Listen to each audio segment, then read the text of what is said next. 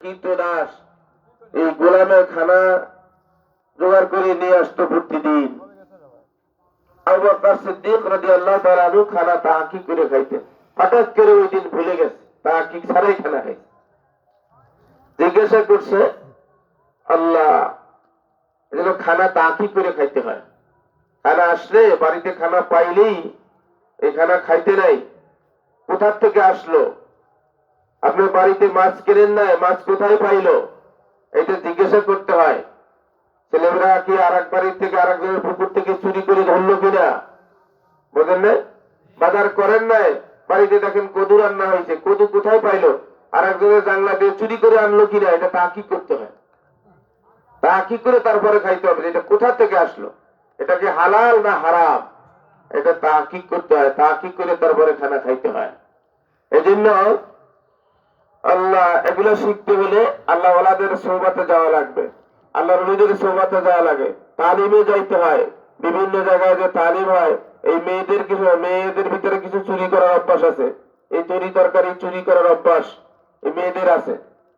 এজন্য মেয়েদেরকে তালিমে পাঠাবেন।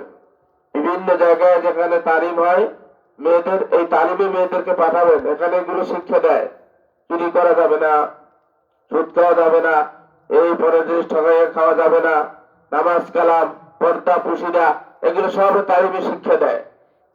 এই জন্য মেয়েদেরকে তালিমে পাঠাবেন। যে কথা আমি বলতেছিলাম, আল্লাহ আবু বকর সিদ্দিক রাদিয়াল্লাহু তাআলা আনহু তাহাকি করতে ভুলে গেছে। খানা খাওয়ার পরে এরপরে বলতেছে যে খানা কোথায় পাইলা, কিভাবে আনলা? আজকে তো তাহাকি করতে পারি নাই। হযরত, আমি যে সময় কাফের ছিলাম ওই সময় আমি এই জাদু টোনা এই কুফরি কালাম দিয়া এ করতাম, তদবির করতাম। কুফরি কালাম দিয়া তদবির করা জায়েজ নাই, কুফরি কালাম দিয়া তদবির করতাম। তার কাছে কিছু টাকা পাইতাম, তদবিরের টাকা। আজকে দেখা হয়ে গেছে, সেই টাকা দিয়ে দিছে, ওই টাকা দিয়ে আপনার জন্য খানা কিনে নিয়েছি। আল্লাহ বলার সাথে সাথে হযরত আবু বকর সিদ্দিক রাদিয়াল্লাহু তাআলা চেহারা লাল হয়ে গেছে, আর বলতেছে, হায় রে, এটা তো হারাম। কুফরি দিয়া তুমি তদবির করছো, কুফরি কালাম দিয়া তদবির করছো, সেই টাকা দিয়া খানা মারে খাওয়াইছো, এটা তো হারাম খাওয়াইছো। এই খানার দ্বারা যদি আমার ভিতরে এক ফোঁটা রক্ত মাংস হয়, আমার পুরা শরীরটাই জাহান্নামে জ্বলবে। একবার উঠে একবার বসে চেহারা লাল হয়ে গেছে।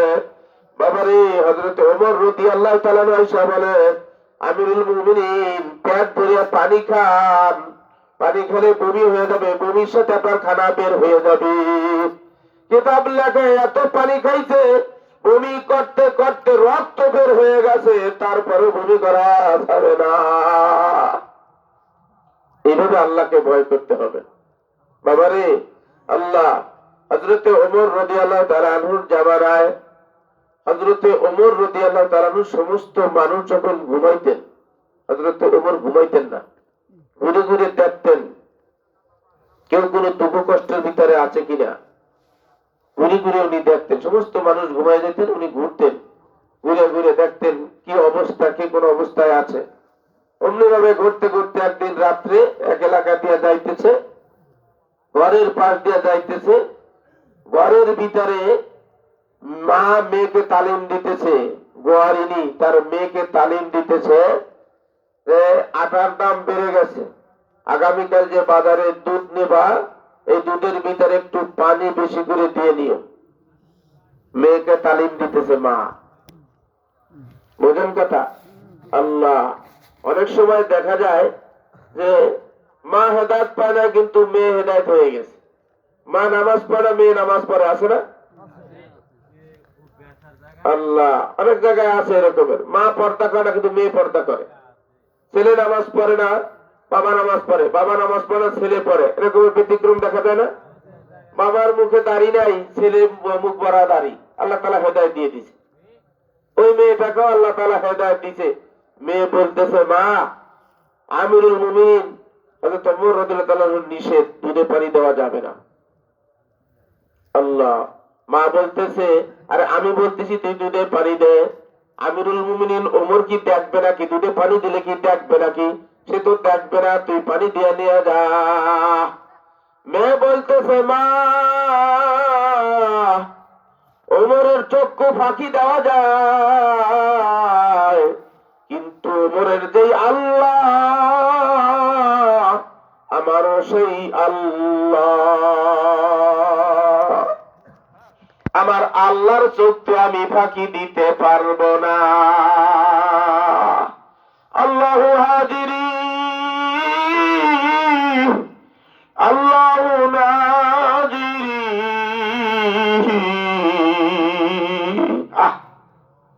আখিতে জমিয়েছি তোমারই রূপ, জবানে জিকির রয়েছে লেগে,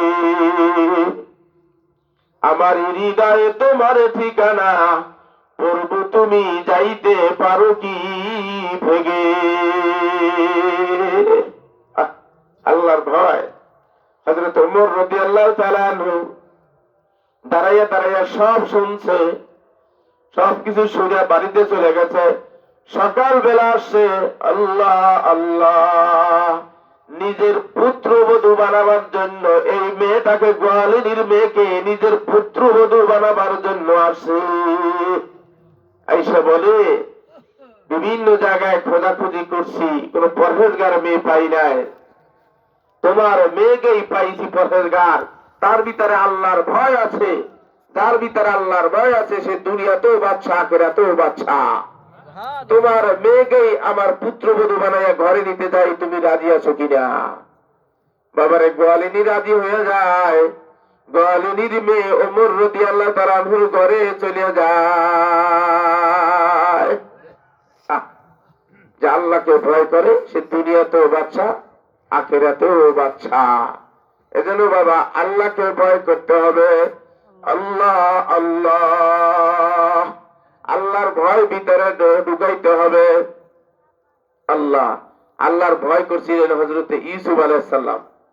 ইউসুফ আলাইহিস সালাম আল্লাহকে ভয় করছিলেন। গুনাহ আসলে আল্লাহর ভয় করতে হবে। ইউসুফ আলাইহিস সালাম আল্লাহকে ভয় করছিলেন। জুলাইখা যখন ইউসুফকে আল্লাহ 22 কক্ষ বিশিষ্ট একটা ঘরের ভিতরে আটকাইছিল, আপনারা জানেন সবাই ঘটনা। 22 কক্ষ বিশিষ্ট ঘরের ভিতরে যখন আটকাইছিল, আটকে জুলাইখা ডাকতেছিল, আসো আমার সাথে খারাপ কাজ করো, আমার সাথে জেনায় লিপ্ত হও। ইউসুফ আলাইহিস সালাম বলতেছেন, আমি আমার আল্লাহকে ভয় করি, আমি আমার আল্লাহকে ভয় করি। বাবারে, আল্লাহ আল্লাহ। ওই সময় দেখা গেল জুলাইখার পাশে একটা মূর্তি, এই মূর্তি দিয়া কাপড় দিয়া ডাকতে আছে, মূর্তিটাকে কাপড় দিয়া ডাকতে আছে। ইউসুফ আলাইহিস সালাম বলতেছে, এইটা কাপড় দিয়া ডাকো কেন, মূর্তি দিয়া ডাকো কেন? এটা হলো আমার মাওলা, এটা হলো আমার খোদা। তোমার সাথে এখন পাপের কাজ করব, আমার খোদায় যদি দেখা ফেলায়, এই জন্য কাপড় দিয়া তারে ডাইকা রাখতে আছি। ইউসুফ আলাইহিস সালাম বলে, আমার এমনই মাওলা। ও জুলাইখা, তোমার মাওলার মুখ তুমি কাপড় দিয়া ঢাকলা, আর আমার এমনই মাওলা, এই মাওলার চোখ কাপড় দিয়া ঢাকা যায় না। সীসা ডালা পরা শরীরের আড়ালে যদি যাইয়া তুমি গুনার কাজ করো,